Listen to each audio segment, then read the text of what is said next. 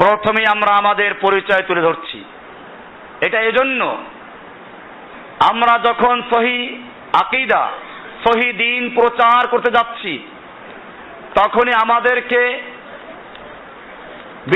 বিতর্কিত করার জন্য, আমাদেরকে সমাজে কলঙ্কিত করার জন্য বিভিন্ন রকমের অপবাদ দেওয়া হয়ে থাকে। সেজন্য আজকে আমি আমার সমালোচকদের জন্য বলবো যে তোমরাও কান খুলে শোনো, এবং আমাদের হিতাকাঙ্ক্ষী যারা, তাদের উদ্দেশ্য বলবো আপনারাও ভালো করে জেনে শুনে তারপরে আপনাদের মতামত দিবেন। আমার এই পূর্ণ বক্তব্য একটা কিতাব হয়ে গেছে, কিতাবুদ দাওয়া নামে যে কিতাবটা, এটা সম্পূর্ণ এই বক্তব্য। লেখাই আছে মারকাজুল উলুম আল ইসলামিয়া মাদ্রাসায় 1-2-2013 রোজ শুক্রবার বাদ জুমা মুসলিম ইউনিটি ও দাওয়া শীর্ষক সম্মেলনে প্রদত্ত একটি গুরুত্বপূর্ণ ভাষণ। যা বলা হচ্ছে এটা এই বইয়ের মধ্যে সবই আছে, বিস্তারিত হয়ে আছে। আমি এখান থেকে সংক্ষেপ করে বলবো, এবং আপনারা এই বইটা কিনে পুরাটা পড়বেন ইনশাআল্লাহ। প্রথমেই আমাদের পরিচয়। আমরা কি কোনো নতুন দল করতে যাচ্ছি, না আমাদের কোনো পরিচয় ভিন্ন আছে? সেজন্য আমি আমার সমালোচকদের জন্য বলছি, আপনারাও শুনুন, এবং আমাদের যারা ভাই আপনাদেরকেও বলছি, বোনদের জন্য বলছি, আপনারাও খেয়াল করবেন। আমাদের পরিচয় হচ্ছে আমরা মুসলিম, এর বাইরে আমাদের কোনো পরিচয় নেই। কোরআন আমাদেরকে এই পরিচয়টাই শিখিয়েছে। পবিত্র কোরআনে সূরা ইব্রাহিম 22 নম্বর সূরার 78 নম্বর আয়াত আল্লাহ সুবহানাহু ওয়া তাআলা বলছেন, মিল্লাতা আবিকুম ইব্রাহিম হুয়া সাম্মাকুমুল মুসলিমিন। এটা তোমাদের পিতা ইব্রাহিমের দিন, তার মিল্লাত, তিনি তোমাদের নাম রেখেছেন মুসলিম। আমাদের নাম কি? এই আয়াতে পরিষ্কার হয়ে গেছে, ইব্রাহিম আলাইহিস সালাতু ওয়াস সালাম আমাদের নাম রেখেছেন মুসলিম। সন্তানদের নাম রাখে পিতা, নাম রাখে কে? আমাদের ইসলাম ধর্মের পিতা বলা হয়েছে কাকে? কোরআনে বলা হয়েছে মিল্লাতা আবিকুম ইব্রাহিম, তোমাদের পিতা ইব্রাহিমের মিল্লাত। আর এই পিতা আমাদের নাম রেখেছেন হুয়া সাম্মাকুমুল মুসলিমিন। সুতরাং আমাদের পরিচয় হচ্ছে মুসলিম। আল্লাহ সুবহানাহু ওয়া তাআলা পবিত্র কোরআনের আরেকটি আয়াতে আমাদেরকে মুসলিম পরিচয় দেওয়ার জন্য আদেশ করেছেন। পবিত্র কোরআনের সূরা ফুসসিলাত 41 নম্বর সূরার 33 নম্বর আয়াত আল্লাহ সুবহানাহু ওয়া তাআলা বলছেন, ওমান আহসানু কওলাম মিম্মান দাআ ইলাল্লাহি ওয়া আমিলা সালিহান ওয়া ক্বালা ইন্নানি মিনাল মুসলিমিন। আর তার চেয়ে কার কথা উত্তম? ওমান আহসানু কওলান, তার কথার চেয়ে আর কার কথা উত্তম? মিম্মান দাআ ইলাল্লাহ, যে মানুষদেরকে আল্লাহর দিকে ডাকে, ওয়া আমিলা সালিহান, এবং সে নেক আমল করে, ওয়া ক্বালা ইন্নানি মিনাল মুসলিমিন, এবং সে নিজের পরিচয় দিয়ে বলে আমি একজন মুসলিম, আমি একজন মুসলিম। আল্লাহ সুবহানাহু ওয়া তাআলা এই মুসলিম হিসেবে পরিচয় দেওয়া পছন্দ করেন। এ কারণেই তিনি নির্দেশ করেছেন মুসলিম হয়ে মৃত্যুবরণ করো, মুসলিম না হয়ে যেন কেউ মৃত্যুবরণ না করে। কোরআনের সূরা আলে ইমরান 3 নম্বর সূরার 102 নম্বর আয়াতে আল্লাহ বলছেন, ইয়া আইয়ুহাল্লাযীনা আমানুত্তাকুল্লাহা হাক্কা তুকাতিহি ওয়া লা তামুতুন্না ইল্লা ওয়া আনতুম মুসলিমুন। হে ঈমানদারগণ, তোমরা আল্লাহকে ভয় করো যথাযথভাবে, আর তোমরা মুসলিম না হয়ে মৃত্যুবরণ করো না। এখানে মৃত্যুর আগে মুসলিম ছাড়া অন্য কোনো পরিচয়ের কথা বলা হয় নাই। এরপরে আপনি জানেন, মৃত্যুর পরে যখন আমাদের কবর, আখিরাতের সফর শুরু হবে, আখিরাতের সফরের প্রথম ঘাঁটি হচ্ছে কবর। কবরে গেলে তিনটা প্রশ্ন করা হবে। সেই প্রশ্নের প্রথম প্রশ্ন হচ্ছে মা দীনুকা, তোমার দিন কি? উত্তরে বলতে হবে দীনি আল ইসলাম, আমার দিন হচ্ছে ইসলাম। আবু দাউদ 4755 নম্বর হাদিস। এখানে পরিষ্কার হয়ে গেল আমাদের পরিচয় হচ্ছে জীবনে মরণে কবরে সব জায়গায় আমাদের পরিচয় কি? এর বাইরে কোনো পরিচয় আছে? এর বাইরে আমাদের আর কোনো পরিচয় নেই। আমাদেরকে যারা কালারিং করো তাদের সাবধান হওয়া উচিত।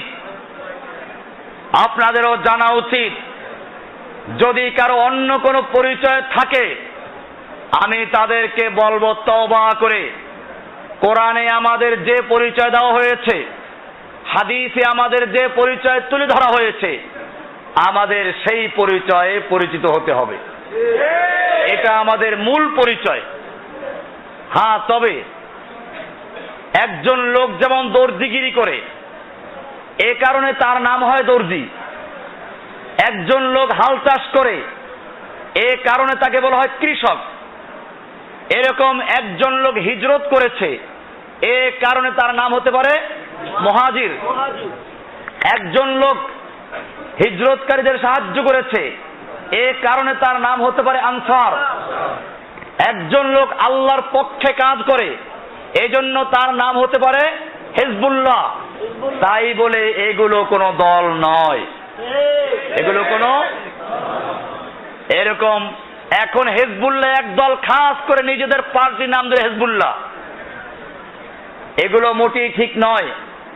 আনসার মুহাজির যেরকম কোনো দল নয়, আনসারদের এক তরিকা মুহাজিরদের আরেক তরিকা, এমন কিছু ছিল।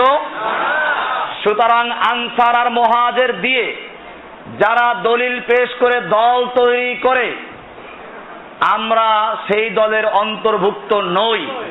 আমরা মনে করি আনসার একটা সিফাত গুণ, মুহাজির একটা সিফাত গুণ, এরকম যে যেই কাজ করবে তার সে গুণ হবে, কিন্তু এটার উপর ভিত্তি করে কোন দল তৈরি করার সুযোগ ইসলাম দেয়নি। আজকে বড় আফসোসের বিষয়, আমরা যখন বলি যে মুসলিম তখন বলে মুসলিম তো সবাই, কোন মুসলিম? আমি বলি এটাই সত্যি। সাদাকা রাসূলুল্লাহ সাল্লাল্লাহু আলাইহি ওয়াসাল্লাম, আল্লাহর রাসূল সাল্লাল্লাহু আলাইহি ওয়াসাল্লাম সত্যি বলেছেন। তিনি বলেছেন বাদাল ইসলামু গরীবান ওয়া সায়াউদু কামা বাদা গরীবান ফাতুবা লিল গুরাবা। ইসলাম অপরিচিত পথিক মুসাফিরের ন্যায় যাত্রা শুরু করেছে, আবার সেই অপরিচিত অবস্থায় ফিরে যাবে, তাকে কেউ চিনবে না। বর্তমানে যখন বলা হয় যে আমার দিন ইসলাম, আমার পরিচয় মুসলিম, তখন কেউ চিনে না। বুঝতে হবে আল্লাহর রাসূল সাল্লাল্লাহু আলাইহি ওয়াসাল্লাম যেটা বলেছেন সেটা বর্তমানে বাস্তবায়ন হয়েছে। যতক্ষণ পর্যন্ত আপনি মুসলিমের সাথে কোনো একটা যুক্ত না করবেন ততক্ষণ পর্যন্ত আপনাকে কেউ চিনে না। তাহলে বুঝতে হবে ইসলাম অপরিচিত হয়ে গেছে, মুসলিমরা অপরিচিত হয়ে গেছে। এই মুহূর্তে যারা ইসলামের উপর অটল থাকবে, মুসলিম হিসেবে যারা পরিচয় দিবে, মুসলিম হিসেবে যারা টিকে থাকবে, আল্লাহর রাসূল সাল্লাল্লাহু আলাইহি ওয়াসাল্লাম বলেছেন ফাতুবা লিল গুরাবা, সেই অপরিচিত অবস্থায় যারা ইসলামের ধারক হবে তাদের জন্য রয়েছে সুসংবাদ। হাদিসটা রয়েছে মুসলিম শরীফের 359 নম্বর হাদিস। তাহলে আমাদের পরিচয় আমরা ক্লিয়ার করলাম। আমাদের পরিচয় কি? আমাদের ধর্ম দ্বীনের নাম কি? আমরা ইসলামের পক্ষে কাজ করি, মুসলিম আমাদের পরিচয়, এর বাইরে আমাদের কোনো পরিচয় নেই। এক নাম্বার বিষয় ক্লিয়ার করা হলো। এবারে 2 নাম্বার বিষয়, আমাদের সমালোচকরা আমাদের বিভিন্ন সমালোচনা করে আমরা তাকে কাফের বলি। হ্যাঁ, মুসলিম কাফেরকে কাফের বলবে, মুমিনকে মুমিন বলবে, কাফেরকে কাফের বলা ইমানের দায়িত্ব। আল্লাহ তাআলা কোরআনের ভিতরে কাফের বলে সম্বোধন করেছেন কাফেরদেরকে। একটা সূরা নাযিল করেছেন কুল ইয়া আইয়ুহাল কাফিরুন, কুল, হে নবী আপনি বলুন, ও মুমিন তুমি বলো, আইয়ুহাল কাফিরুন, হে কাফেরের দল। কে বলেছেন? আল্লাহ। কাফেরকে কাফের বলার ইমানি দায়িত্ব আছে। আমাদের মনে রাখতে হবে দল দুইটা, কয়টা? ফামিনকুম মুমিন অমিনকুম, হয়তো মুমিন নইলে কাফের। আপনি বলবেন কোরআনে আরো একটা বলা হয়েছে মুযাবযাবিনা বাইনা যালিক, দুইয়ের মাঝে আর একটা, কিন্তু আল্লাহ পরে বলে দিয়েছেন লা ইলাহা উলাই ওয়া লা ইলাহা উলাই, এরা এই দলেও না ওই দলেও না, এরা মুনাফিক, এরা মূলত কাফের। মূলত কি? কাজী কোরআনে পরিষ্কার মনে রাখতে হবে, পরিষ্কার মানুষকে ভাগে ভাগ করা হয়েছে, একদল মুমিন আর একদল কি? সূরা দাহার পড়ুন, আল্লাহ তাআলা বলছেন ইন্না হাদাইনাহুস সাবিলা ইম্মা শাকিরান ওয়া ইম্মা কাফুরা। আর আয়াতে বলেছেন ফামান শাআ ফালইউমিন ওয়া মান শাআ ফালইয়াকফুর, যার মনে চায় ঈমান আনবে, যার মনে চায় কুফর করবে, তার মানে মুমিন আর কাফের। সুতরাং মুমিনদেরকে মুমিন বলা আর কাফেরকে কাফের বলা ঈমানের দায়িত্ব। যারা আল্লাহর দ্বীনকে চ্যালেঞ্জ করে, আল্লাহর বিধানকে পরিবর্তন করে, আল্লাহর দ্বীনের কানুনগুলোকে বাতিল করে, আল্লাহর দেওয়া চোরের হাত কাটার বিধানকে যারা বাতিল করে বিকল্প আইন তৈরি করেছে, আল্লাহর সুদকে যারা বৈধ করে দিয়েছে, লাইসেন্স দিয়েছে, আল্লাহর হারামকৃত মূর্তিকে যারা রাস্তার মোড়ে মোড়ে স্থাপন করে মূর্তি পূজা চালু করে, যারা আল্লাহর দেওয়া পর্দার বিধানকে চ্যালেঞ্জ করে, সেই লোকগুলো অবশ্যই মুরতাদ এবং কাফের, তাদেরকে তাকফীর ভাই। সেজন্য আমি আমাদের আকীদা ক্লিয়ার করে দিচ্ছি। আমাদের আকীদা এই বইটার মধ্যে আপনারা পাবেন, আমাদের আকীদা নামে আমি এগুলো ঘোষণা করছি। ঈমান হলো মুখের দ্বারা ঘোষণা করা, লা ইলাহা ইল্লাল্লাহ ঘোষণা করতে মুখে, অঙ্গ প্রত্যঙ্গ দ্বারা কাজ করা এবং অন্তর দিয়ে বিশ্বাস করা। ঈমান আনুগত্যের কাজ দ্বারা বর্ধিত হয়, ইবাদত দ্বারা বর্ধিত বাড়ে, আবার অবাধ্যজনিত কাজের মাধ্যমে হ্রাস পায়, এবং এই অনুযায়ী ঈমানদারদের বিভিন্ন ধাপে ধাপে বিভক্ত হন। গুনাহ এবং অবাধ্যজনিত কাজের দ্বারা ঈমান হ্রাস পায়, কিন্তু ঈমান ভঙ্গ হয় না। কিন্তু কুফর আকবার দ্বারা ঈমান ভেঙে যায়।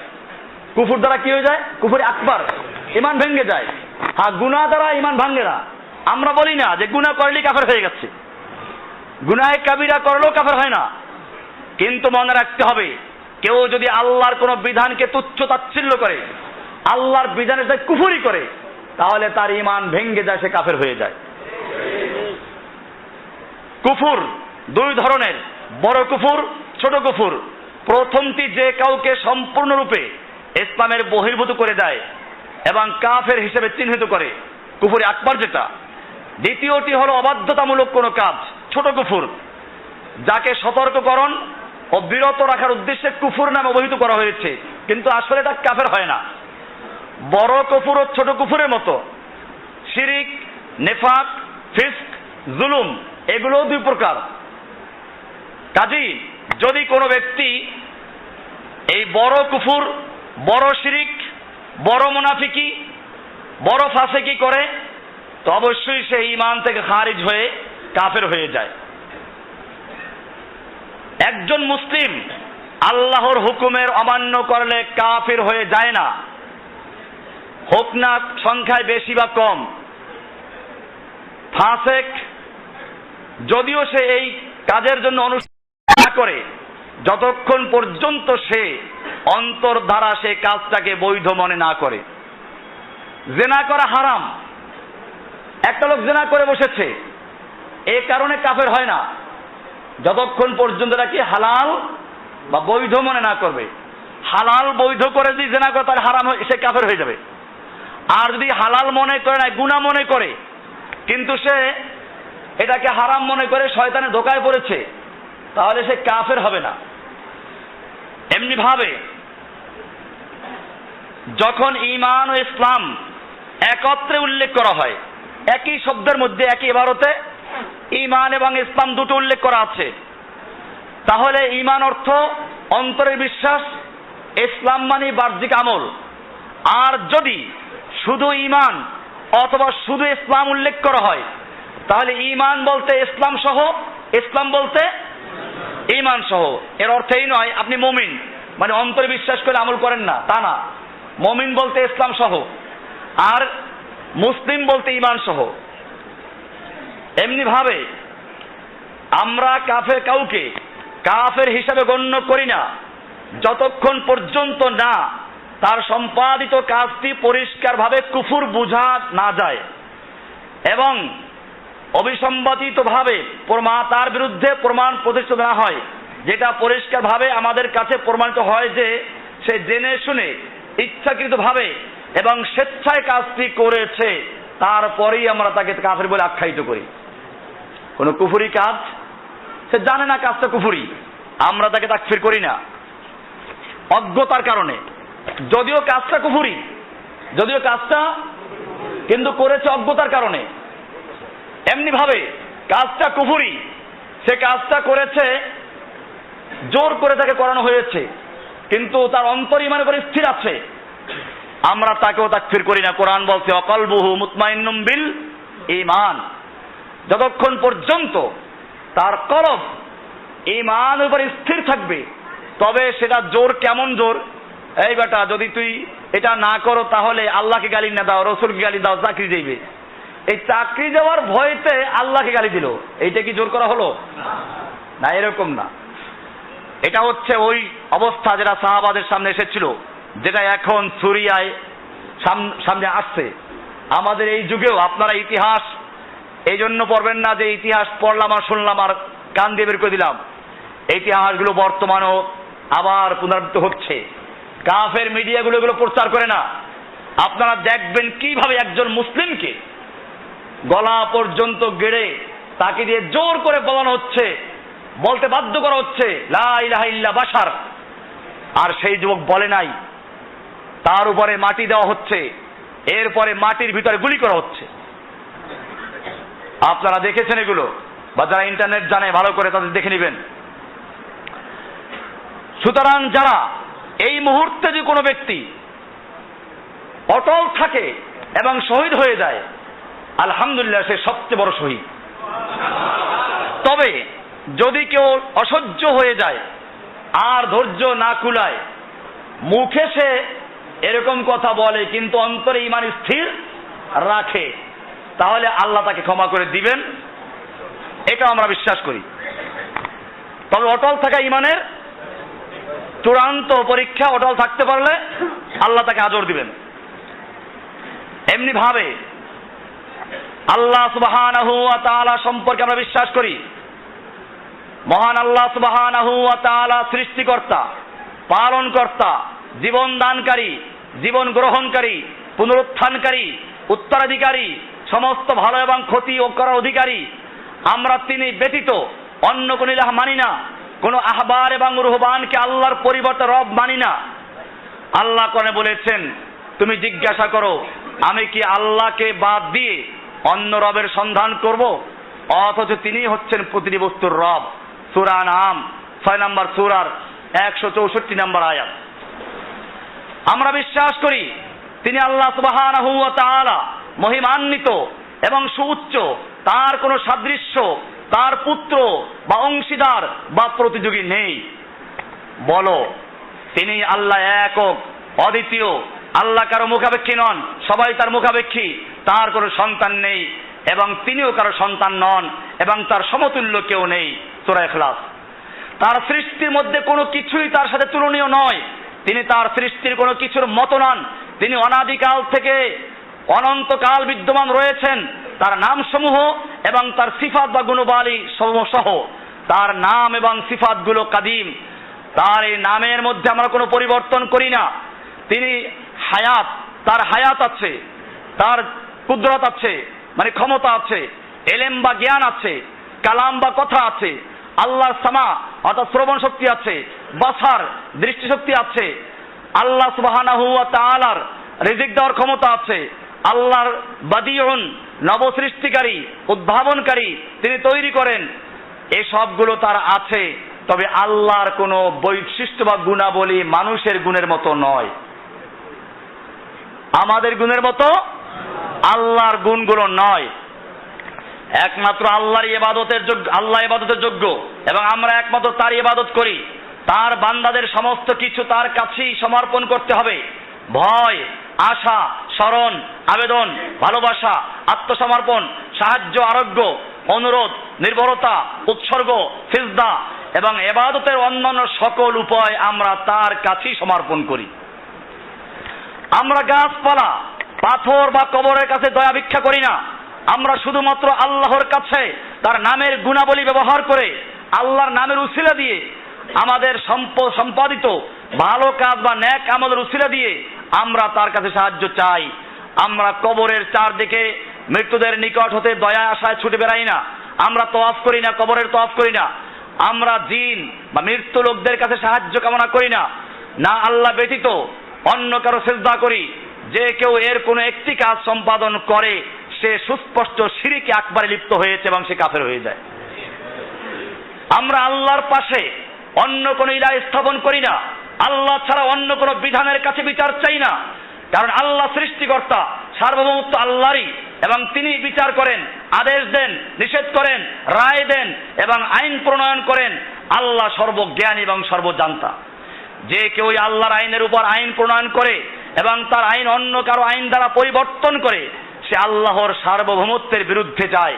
এরকম ব্যক্তি নিজেকে আল্লাহর অংশীদার এবং বিচার কার্যে সমান হিসেবে দাঁড় করায়। এর ফলে সে ইসলামের বাইরে চলে যায়।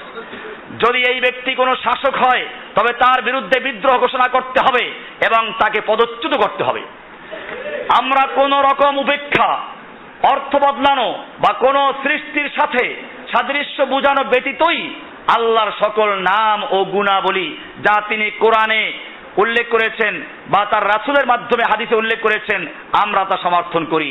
আমরা আল্লাহর গুণাবলীর মতো কোনো জ্ঞানের দাবিও করি না।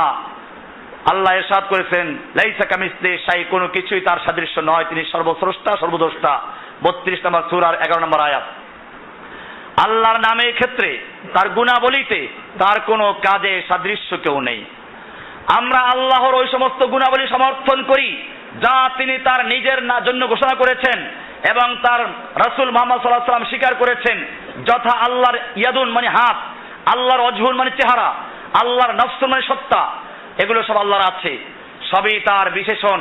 কোনরূপ স্বরূপ বা কিরূপ প্রকৃতি বা কিভাবে নির্ণয় করা ব্যতি রেখে আমরা মানি। আমরা বিশ্বাস করি আল্লাহর হাত আছে, আল্লাহ কোরআনে বলেছেন ইয়াদুল্লাহি ফাওকা আইদিহিম, আল্লাহ বলেছেন।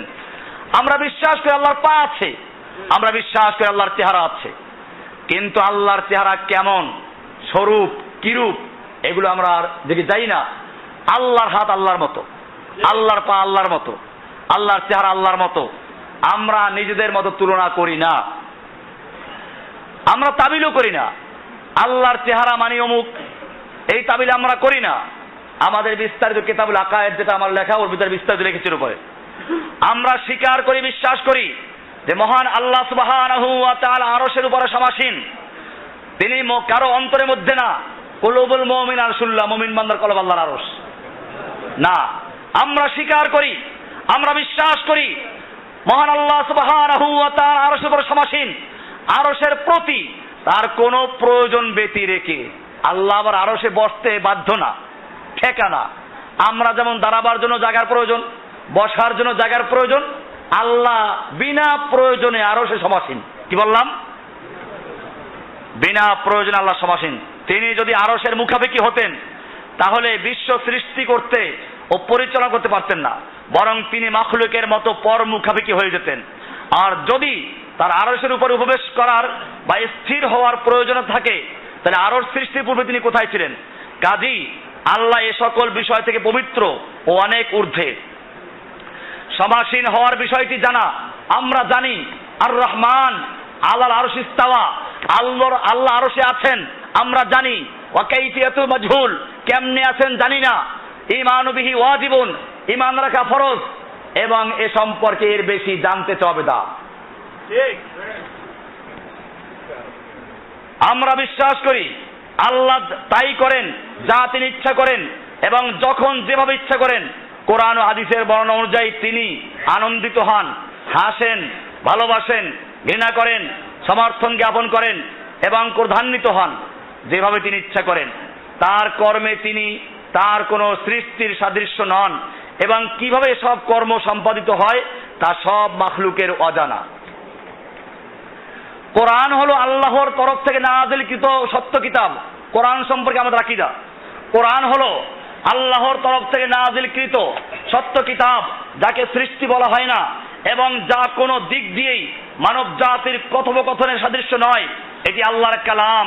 আল কোরআনু কালামুল্লাহি, আল কোরআন হচ্ছে আল্লাহর কালাম, যা তার দ্বারা এমনভাবে কথিত যার কোনো কিছুই আমাদের জ্ঞাত নয়। আমরা মালায়েকা সম্পর্কে, ফেরেশতা সম্পর্কে এবং নবী রাসূলদেরকে বিশ্বাস করি। আমরা রাসূলদের উপর নাযিলকৃত কিতাবসমূহে বিশ্বাস করি এবং ঈমান আনয়নের ক্ষেত্রে তার রাসূলদের মধ্যে কোনো পার্থক্য করি না। আমরা বিশ্বাস করি যে মুহাম্মদ সাল্লাল্লাহু আলাইহি ওয়াসাল্লাম আল্লাহর বান্দা এবং রাসূল। তিনি মানব জাতির সর্বশ্রেষ্ঠ নেতা, সর্বশেষ নবী এবং সকল ধার্মিক ব্যক্তির নেতা। তিনি আলিমুল গায়ব নন, আল্লাহর জাতি নূরের তৈরি নন, অতি মানব বা আল্লাহর কোনো অংশ নন। তিনি একজন মানুষ, তবে তার প্রতি ওহী নাজিল করা হতো। আমরা বিশ্বাস করি সজাগ অবস্থায় এবং সশরীরে মক্কার আল হারাম মসজিদ থেকে আল আকসা পর্যন্ত তাকে নিয়ে যাওয়া হয় এবং সেখান থেকে জান্নাত হতে যতটা উঁচুতে আল্লাহ ইচ্ছা করেছেন ততটা উপরে তাকে নিয়ে যাওয়া হয়। আমাদের কোনো সন্দেহ নেই যে ইমাম মাসিহ ঈসা আলাইহিস সালাম এবং মাহদী সত্যানুসারী ইমাম এই পৃথিবীতে শেষ জামানায় আগমন করবেন। আমরা কিয়ামতের আলামত বিশ্বাস করি। দাজ্জাল মিথ্যা মাসিহ এর আবির্ভাব হবে, আমরা তাও বিশ্বাস করি। চতুর্থ আসমান হতে মরিয়ম পুত্র ঈসা আলাইহিস সালাম অবতরণ করবেন। পশ্চিম দিকে সূর্য উদয়, পৃথিবী হতে দাব্বাতুল আরদ বা অদ্ভুত যন্ত্র আবির্ভাব এবং কোরআন ও হাদিসে বর্ণিত অন্য সব আলামত আমরা বিশ্বাস করি। আমরা বিশ্বাস করি কবরে দুই ফেরেশতা মুনকার এবং নাকির কর্তৃক জিজ্ঞাসাবাদ করা হবে। প্রত্যেকে তার রব, তার দিন এবং তার নবী সম্পর্কে জিজ্ঞাসাবাদ করা হবে। আমরা মৃত্যুর পর কিয়ামতের দিন আল্লাহর নিকট পুনরুত্থানে বিশ্বাস করি। আমরা শেষ বিচারের দিন আমলনামা পাঠ, মানদণ্ড, মিজান, এরকম নেকি বদির পরিমাণ করা, পুলসিরাত, জাহান্নামের উপরে আগুনের উপরে যারা স্থির করা হবে এবং শাস্তি ও পুরস্কার বিশ্বাস করি। আমরা পাপীদের জন্য কবর আযাবে বিশ্বাস করি। আল্লাহ আমাদের তা থেকে হেফাজত করুন। কবর হয়তো জান্নাতের একটি সবুজ বাগান, নতুবা জাহান্নামের একটি গর্ত স্বরূপ এবং প্রতিটি বান্দা তাই পাবে সে যার উপযুক্ত। আমরা বিশ্বাস করি সেই সুপারিশের যা রাসূল সাল্লাল্লাহু আলাইহি ওয়াসাল্লাম কিয়ামতের দিন তার উম্মতের জন্য সংরক্ষণ করেছেন। আমরা হাউজে কাউসারে বিশ্বাস করি যা আল্লাহ সুবহানাহু ওয়া তাআলা রাসূল সাল্লাল্লাহু আলাইহি ওয়াসাল্লামকে সম্মান স্বরূপ কিয়ামতের দিন দান করবেন তার উম্মতের পিপাসা মেটানোর জন্য। আমরা বিশ্বাস করি যে জান্নাত জাহান্নাম উভয় সত্য, এগুলো সৃষ্টি করা হয়েছে এবং কখনো তা অদৃশ্য হবে না। আমরা বিশ্বাস করি যে সকল জান্নাতবাসী কোনো প্রকার পরিবেষ্টন ছাড়া এবং খালি চোখেই তাদের মহান রবকে সরাসরি দেখতে পাবে। সেদিন কোনো মুখ সমুজ্জ্বল হবে, তারা তাদের রবের দিকে তাকিয়ে থাকবে। সূরা কিয়ামা ৭৫ নম্বর সূরা ২২ এবং ২৩ নম্বর আয়াত। আমরা আল কদর বা তাকদীরে বিশ্বাস করি। ভালো মন্দ সবকিছু আল্লাহর পক্ষ থেকে হয়, এটা আমরা বিশ্বাস করি। আমরা বিশ্বাস করি মহিমান্বিত আল্লাহ তার বান্দাদের অবিশ্বাসকারী অবাধ্য হতে আদেশ দিন না এবং তিনি এরকম ব্যক্তিদের উপর সন্তুষ্ট নন। তিনি তার বান্দাদের অকৃতজ্ঞতা পছন্দ করেন না। আমরা বিশ্বাস করি আল্লাহ তার বান্দার কার্যাদি সৃষ্টি করে থাকেন।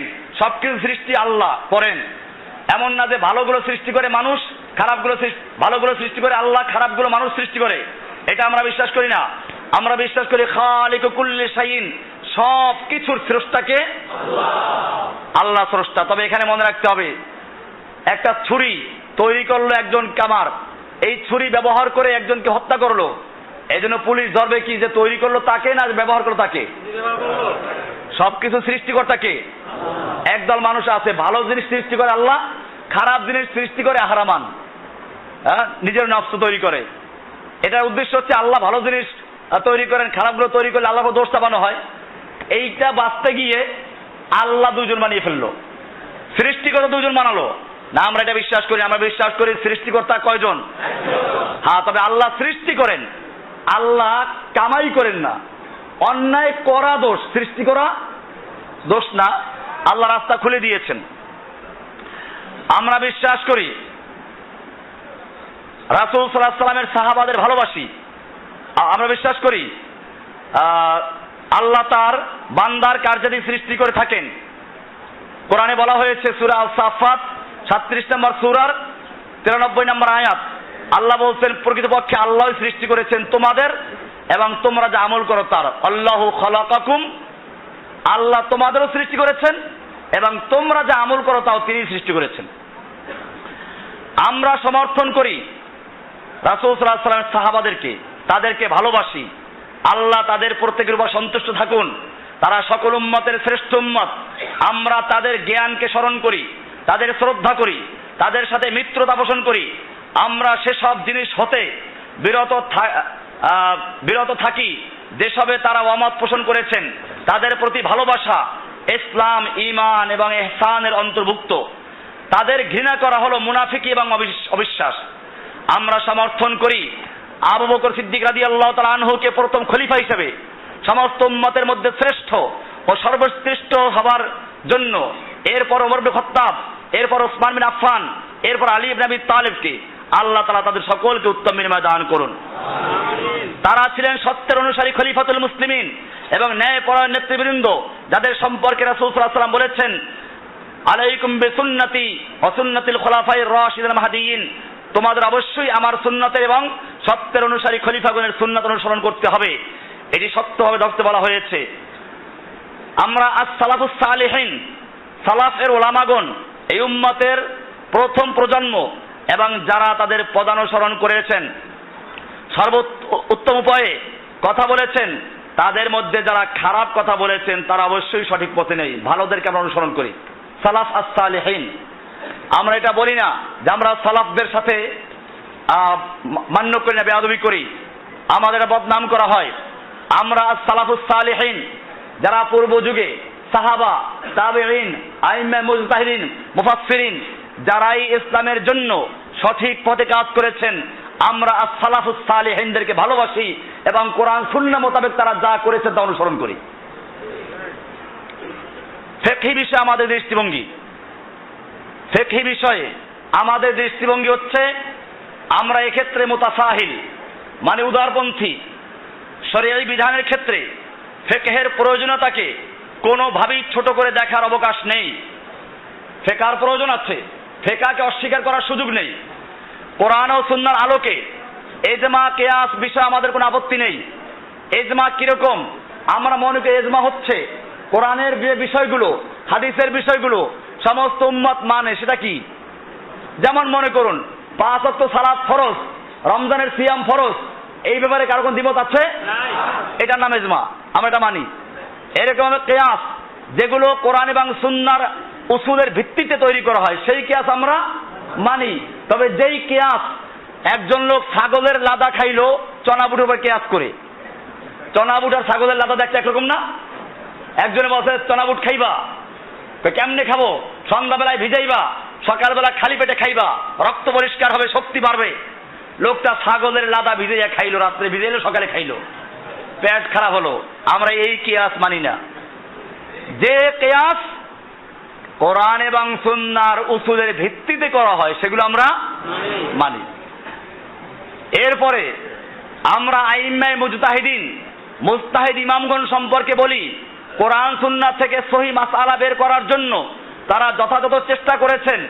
আল্লাহ সুবহানাহু ওয়া তাআলা তাদের উত্তম বিনিময় দান করুন। তারা কোনো মাযহাবের জন্ম দেননি, তারা প্রত্যেকেই কারো অন্ধ অনুকরণ করা থেকে নিষেধ করেছেন। আমরা তাদের সকলকে শ্রদ্ধা করি এবং তারা কোরআন সুন্নাহ মোতাবেক যা কিছু সহিহ কথা বলেছেন তা মেনে চলি। আর যা কিছু ইজতিহাদি কারণে ভুল হয়ে থাকে, করতে পারেন, আমরা সেক্ষেত্রে কোরআন সুন্নাহ দিয়ে যাচাই করে কোরআন সুন্নাহর সাথে যেটা মিলে সেটা মানি, যেটা মিলে না মানি না। সেক্ষেত্রে কোরআন সুন্নাহকে মানি, সেক্ষেত্রে কোরআন সুন্নাহকে মানি। আর এই কথাই বলেছেন সমস্ত ইমামগণ। এখানে বিস্তারিত ইমামদের বক্তব্য দেওয়া আছে। ইমাম আবু হানিফা রাহমাতুল্লাহ কি বলেছেন, কোন কিতাবে বলেছেন? তিনি বলেছেন, ইমাম আবু হানিফা রাহমাতুল্লাহ, তার বয়স হলো 80-তে জন্ম, 80 হিজরিতে, মৃত্যু 150-এ। তিনি বলেন তোমরা দিনের ব্যাপারে নিজ নিজ রায় অনুযায়ী কথা বলা হতে বিরত থাকো। তোমাদের জন্য সুন্নাতের অনুসরণ করা অপরিহার্য। যে ব্যক্তি সুন্নাতের অনুসরণ থেকে বেরিয়ে যায় সে পথভ্রষ্ট হবে। এমনি ভাবে ইমাম আবু হানিফা আরো বলেছেন, লা ইয়াজুজু লিআহাদিন আন ইফতিয়া বিকাউলিনা, আমাদের কথা দিয়ে কারো জন্য ফতোয়া দেওয়া জায়েজ নেই। হাত্তা ইয়ালামা মিন আইনা কুলনা, যতক্ষণ না সে জানবে আমি কোন সূত্র থেকে বলেছি, কোরআন সুন্নাহর কোন দলিল থেকে বলেছি। এখানে বিস্তারিত দলিল দেওয়া আছে। ইমাম মালিক রাহমাতুল্লাহ আলাইহি জন্ম 93, মৃত্যু 179। তিনি বলেন, আমি একজন মানুষ মাত্র, আমি ভুল করি, সঠিকও করি, অতএব আমার সিদ্ধান্তগুলোই তোমরা যাচাই করো। যেগুলি কোরআন ও সুন্নাহ অনুযায়ী পাও সেগুলো গ্রহণ করো, যেগুলো না পাও সেগুলো পরিত্যাগ করো। এমনি ভাবে ইমাম শাফি রাহমাতুল্লাহ তিনিও বলেছেন, ইমাম শাফি বলেন, যখন তোমরা আমার কোনো কথা হাদিসের বরখেলাফ দেখবে তখন হাদিসের উপর আমল করবে, আমার কথাকে দেয়ালে ছুঁড়ে মারবে। ইমাম শাফি রাহমাতুল্লাহ আলাইহি একদিন তার ছাত্র ইব্রাহিমকে বলছেন, ইব্রাহিম মুজনিকে, তিনি একজন ইমাম, হে ইব্রাহিম, তুমি আমার সকল কথার তাকলিদ করবে না, বরং নিজে চিন্তা ভাবনা করে দেখবে, কেননা এটা দ্বীনের ব্যাপার। ইমাম আহমদ হাম্বল রাহমাতুল্লাহ আলাইহি বলেন, আহমদ হাম্বল জন্ম 164, মৃত্যু 241। তিনি বলেন, তুমি আমার তাকলিদ করো না, লা তুকাল্লিদুনি ওয়ালা আহমাদা ওয়ালা মালিকা ওয়ালা আউজাই ওয়ালা নাখাই, তোমরা আমার তাকলিদ করো না, ইমাম মালিকের তাকলিদ করো না, আউজাইর তাকলিদ করো না, নাখাইর তাকলিদ করো না, বরং নির্দেশ গ্রহণ করো কোরআন ও সুন্নাহর মূল উৎস থেকে, যেখান থেকে তারা সমাধান করতেন। এমনি ভাবে ইমাম শওকানি বিভিন্ন ইমামদের বক্তব্য তুলে ধরেছে। এখানে বিশেষ করে 4 মাযহাবের ইমামদের, মোল্লা আলী কারি, হানাফিদের অনেক বড় বড় আলেমদের এখানে বক্তব্য আছে। মোল্লা আলী কারি মেশকাতের দিন আরবি শরা করেছেন, হানাফি মাযহাবের বড় একজন আলেম। তিনি বলেছেন, মোল্লা আলী কারি বলেন, এটা জানা কথা যে নিশ্চয়ই আল্লাহ তাআলা কাউকে বাধ্য করেননি এজন্য যে সে হানাফি হবে, শাফি হবে, মালিকি হবে, হাম্বলি হবে, বরং বাধ্য করেছেন এজন্য যে তারা সুন্নাত অনুযায়ী আমল করুন। আমাদের ফিকহি আকীদা এরকমই, আমরা এরকম ভাবে সব ইমামদেরকে শ্রদ্ধা করি, আদবের সঙ্গে তাদেরকে স্মরণ করি। আমাদের নামে যারা প্রচার করে আমরা ইমামদেরকে গালিগালাজ করি, কি সুন্দর প্রচার করে, মিথ্যা কথা বলে। আমরা ইমামদের গালি দিয়ে কোনো প্রমাণ আছে? এখানে যারা মুসল্লি নিয়মিত যারা জুমা পড়েন খেয়াল রাখবেন, এরকম যদি কেউ মিথ্যা বলে ঘাটটা চিপে ধরবেন, বলে চল কোন জায়গাতে শোনা। এগুলো শয়তানের ব্যবহার করেছে। এ পর্যন্ত আমরা আমাদের পরিচয়, আমাদের আকীদা, আমাদের ফিকহি বিষয় দৃষ্টিভঙ্গি তুলে ধরলাম। এবারে আমাদের লক্ষ্য উদ্দেশ্য হলো সকল প্রকার তাগুতকে উৎখাত করে সর্বক্ষেত্রে তাওহীদ প্রতিষ্ঠার মাধ্যমে আল্লাহর জমিনে আল্লাহর দ্বীন কায়েমের সর্বাত্মক চেষ্টা করে আল্লাহর সন্তুষ্টি অর্জন করা এবং উভয় জাহানের সাফল্য অর্জন করা, যা ছিল সকল নবী ও রাসূলদের কাজ। কোরআনে বলা হয়েছে, ওয়ালাকাদ বাআসনা ফী কুল্লি উম্মাতির রাসূলা আন ইবুদুল্লাহা ওয়াজতানিবুত তাগুত, আমি অবশ্যই প্রত্যেক জাতিতে একজন রাসূল প্রেরণ করেছি এই নির্দেশ দিয়ে তোমরা এক আল্লাহর ইবাদত করবে, তাগুতকে বর্জন করবে।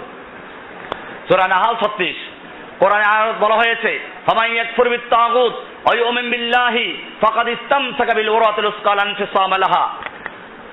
সুতরাং যে ব্যক্তি তাগুতকে অস্বীকার করলো, প্রত্যাখ্যান করলো, বর্জন করলো এবং আল্লাহর উপর ঈমান আনলো, সে মজবুত হাতল ধরলো যা ছিঁড়ে যাবার নয়। বাকারা 256। এমনি ভাবে আল্লাহ সুবহানাহু ওয়া তাআলা পবিত্র কোরআনের সূরা আম্বিয়া 21 নম্বর সূরার 25 নম্বরে বলেছেন, আমা আরসালনা মিন ক্বাবলিকা মির রাসূলিন ইল্লা নূহি ইলাইহি আন্নাহু লা ইলাহা ইল্লা আনা ফা'বুদুন। আল্লাহ তাআলা বলছেন, আমি তোমার পূর্বে এমন কোন রাসূল পাঠাইনি যার প্রতি আমি এই ওহী নাজিল করিনি যে আমাকে ছাড়া অন্য কোন ইলাহর ইবাদত করো না। সব নবীদের দাওয়াত ছিল এটাই, এই তাওহীদ ভিত্তিক দ্বীন কায়েম করা মুসলিমদের উপরে ফরিদা।